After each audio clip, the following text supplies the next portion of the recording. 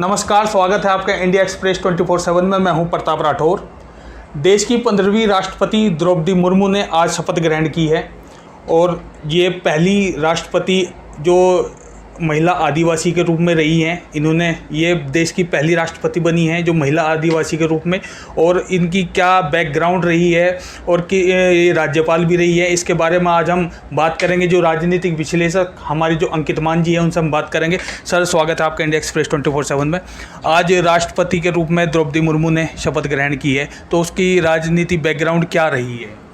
देखिए, बड़ा दिलचस्प है आज का जो आप ये हमारे साथ बातचीत हो रही है, बड़ी दिलचस्प रहने वाली है, क्योंकि आज हम उस व्यक्तित्व या उस शख्सियत के बारे में बात करने वाले हैं जो कि देश की 15वीं राष्ट्रपति आज वो शपथ ले चुकी हैं। दूसरा, देश की दूसरी महिला राष्ट्रपति हैं। तीसरी बात ये कि आज़ादी के बाद उनका जन्म हुआ है, ऐसी वो पहली राष्ट्रपति है। और चौथी बात ये कि वो एक आदिवासी समाज से आती है, यानी संथाल जो एक उनकी जनजाति है वो संथाल है, उस जाति से वो आती हैं। तो यानी चार मैं बोलूँगा उनके अंदर ये विशेषताएं हैं। तो मैं समझूंगा बहुत ही एक देश की प्रथम महिला वो बन चुकी हैं आज।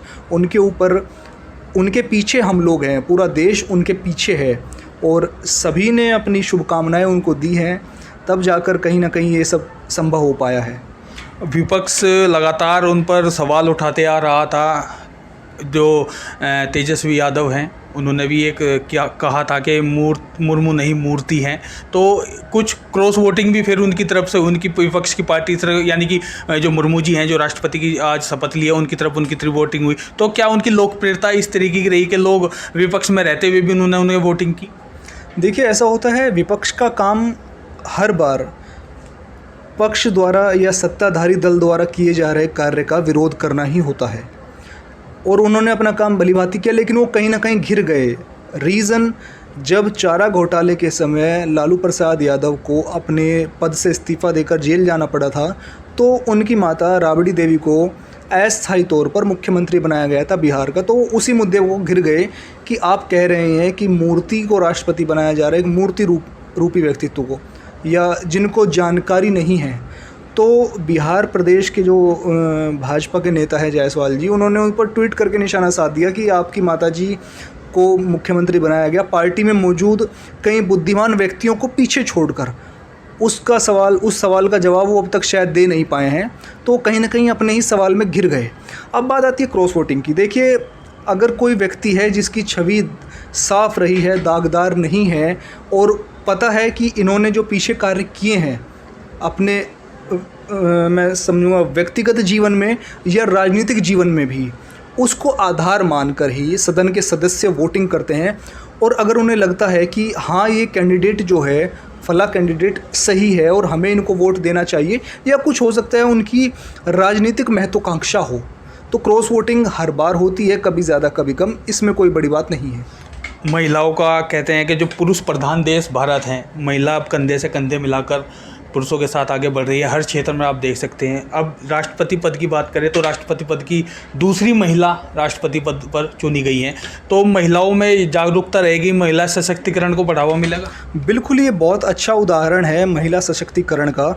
पहले जो हमारी प्रथम महिला राष्ट्रपति थी, उन्होंने भी इसका एक उदाहरण पेश किया था, और प्रतिभा देवी जी ने। और आज जब ये दूसरी महिला राष्ट्रपति हमारे देश को मिली है, तो ये एक महिला सशक्तिकरण का भी उदाहरण है। और मैं कहूँगा कि हमारी सत्ताधारी दल भाजपा और भाजपा के जो गठबंधन में यानी एनडीए में जो दल हैं, उन्होंने एक ऐसी महिला को राष्ट्रपति के रूप में चुना है या चुनाव किया था, कैंडिडेट बनाया था, जो कि एक आदिवासी समाज से आती है। होता क्या है कि जो हमारे देश में आदिवासी समाज के लोग हैं, उन्होंने अब तक ये समझा था कि वो शायद कहीं ना कहीं भारत देश यानी भारतीय उपमहाद्वीप का हिस्सा नहीं है। आज तक की जो सरकारें थी उनको शायद वो लाभ नहीं दे पाई जिस लाभ के वो हकदार थे। लेकिन वर्तमान सरकार ने द्रौपदी मुर्मू जी को अपना कैंडिडेट बनाकर, और आज तो खैर शपथ ग्रहण हो ही गया है, उनको एक राष्ट्रपति पद पर पहुंचाकर ये संदेश दिया है कि आदिवासी समाज भी हमारे देश का एक हिस्सा है और हमारे लिए वो कोई छोटा समाज नहीं है। उनको इक्वलिटी का, मैं तो कहूँगा, देखिए प्रथम महिला वो राष्ट्रपति बनी है तो प्रथम हमारे देश का प्रथम नागरिक है, तो उनको जो दर्जा दिया है, सर्वोच्च दर्जा दिया है, तो ये बहुत अच्छी बात है। एक संदेश जाता है प्रत्येक समाज में कि जो महिला राष्ट्रपति चुनी गई है ये एक ऐसे समाज से आती है जो कि समझा जाता है, जैसे कि आपने अभी नाम लिया था तेजस्वी जी का, उनके माध्यम से मैं उदाहरण देता हूँ। समझा ये जाता है कि शायद कहीं ना कहीं एजुकेटेड नहीं है, कहीं सिविलाइज्ड नहीं है, लेकिन ऐसा नहीं है। आप इनके राजनीतिक सफ़र पर नज़र डालिए, इन्होंने ये नौकरी भी की है, सरकारी नौकरी भी की है, ये अध्यापिका भी रही हैं, पार्षद भी रही हैं, विधायक भी रही हैं। तो मैं कहूँगा बहुत अच्छा ये एक संदेश जाएगा समाज में। अगर हम बात करें आदिवासी समाज की, आदिवासी समाज जो झारखंड के की तरफ से ही आती हैं, कुछ वहाँ पर आज भी स्थिति ये है कि वहाँ का जो वहाँ की जो भूमिका है, यानी कि जो वहाँ का समाज है, वो अभी यहाँ की इस दौड़ में, जो इस समय समाज में चल रहा है, इस दौड़ से अभी काफ़ी पीछे हैं। क्या आदिवासियों को एक साधने का तरीका भी माना जा सकता है? देखिए, द्रौपदी मुर्मू जी जो हमारी वर्तमान नवनिर्वाचित राष्ट्रपति हैं, ये उड़ीसा से बिलोंग करती है और जिस जनजातीय समुदाय से आती है, संथाल बोला जाता है उनको, उनकी भाषा संथाली, और वो समुदाय संथाल समुदाय हैं।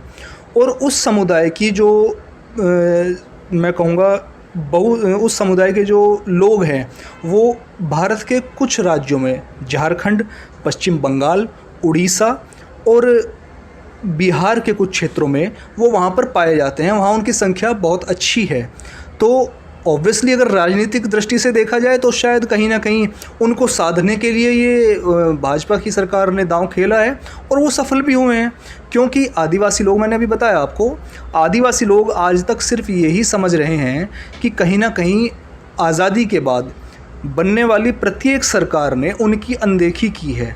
डेवलपमेंट हुआ है देश के अंदर, इस पर कोई दो राय नहीं है, लेकिन वो डेवलपमेंट आदिवासी जनजातियों के क्षेत्रों में कहीं ना कहीं देखा नहीं जाता। क्यों?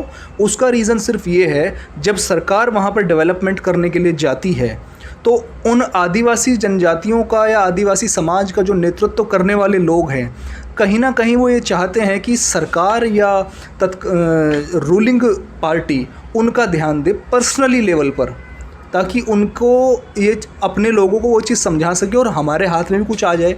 ये थोड़ा कहने की बात नहीं है, लेकिन ये सत्य है। और जब ऐसा नहीं दिखता है ग्राउंड लेवल पर होता हुआ, तो वो सरकार की योजनाओं का और सरकार का विरोध करते हैं। इसीलिए कहीं ना कहीं उनका विकास आज तक अधूरा है। लेकिन जब उन्हीं के बीच से एक नेता चुनकर आता है, वो पार्षद भी बनेगा, वो विधायक भी बनेगा, वो राज्य सरकार में मंत्री भी रहेगा और आखिर में राज्यपाल के बाद, ये झारखंड की राज्यपाल भी रही हैं जहाँ पर इनके समुदाय के लोगों की जनसंख्या अच्छी खासी है, तो राज्यपाल भी बनेगा और राज्यपाल के बाद वो देश के सर्वोच्च पद पर आसीन हो जाएगा। तो कहीं ना कहीं उनको मुख्य धारा में लाने का काम किया जा रहा है, तो ये अच्छी बात है। तो आदिवासियों की अगर हम बात करें, मुख्य धारा में बहने के लिए उन्हें सरकार बताती भी है कि अब हम आपके यहाँ ये कार्य कराएंगे, और उनके यहाँ विकास कार्य की भी बात सोचती है, मगर आदिवासी उस चीज़ को नहीं समझ पाते। क्या अब इस चीज़ का प्रभाव पड़ेगा, क्योंकि राष्ट्रपति उन्हीं के बीच की हैं? बिल्कुल प्रभाव पड़ेगा। देखिए, आज तक जो है, मैं समझता हूँ जनजातियों के बीच हमारे देश के अंदर बहुत सारी जनजातियाँ हैं। आप नॉर्थ ईस्ट में चले जाइए, वहाँ पर भी आदिवासी समुदाय के लोग रहते हैं, बिहार में भी रहते हैं, मध्य प्रदेश में भी, झारखंड, उड़ीसा, पश्चिम बंगाल, छत्तीसगढ़ में भी हैं।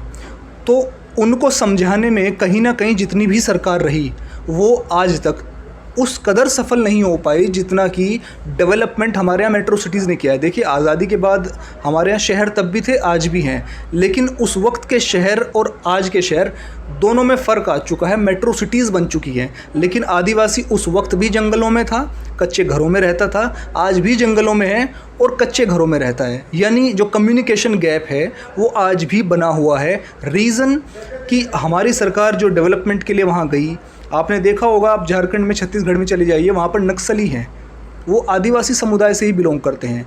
जो उनके लोकल लीडर्स हैं, उन्होंने गवर्नमेंट के साथ उनकी बातचीत हुई, वो कहीं ना कहीं असफल रहे और वो फिर सरकार के विरोध में उतर आए और नक्सली बन गए। अगर सरकार उनके साथ बैठकर अच्छे से बात करे और वो खुद चाहें कि हाँ, हम समझौता करने के लिए तैयार हैं, अपने ही देश को नुकसान नहीं पहुंचाएंगे। तो ये सारी समस्याओं का ख़त्म हो जाना बहुत जल्दी ख़त्म हो जाएगी।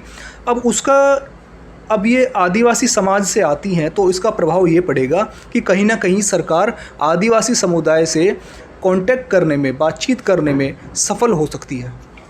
तो ये हमारे साथ थे राजनीतिक विश्लेषक अंकित मान जी। हमने इनसे आज बात की जो हमारी जो दूसरी महिला राष्ट्रपति द्रौपदी मुर्मू जी जो आज राष्ट्रपति की जो उन्होंने शपथ ली है, उसको अब नारी सशक्तिकरण भी मान लीजिए, नारी सशक्तिकरण को बढ़ावा देना है, ऐसे नागरिकों के लिए एक बड़े उत्साहित होने की बात है। और हमारे देश और संविधान की किस तरीके से रक्षा करेंगी ये हम आगे देखते रहेंगे। और हमारे चैनल को सब्सक्राइब कीजिए और लाइक कीजिए। नमस्कार।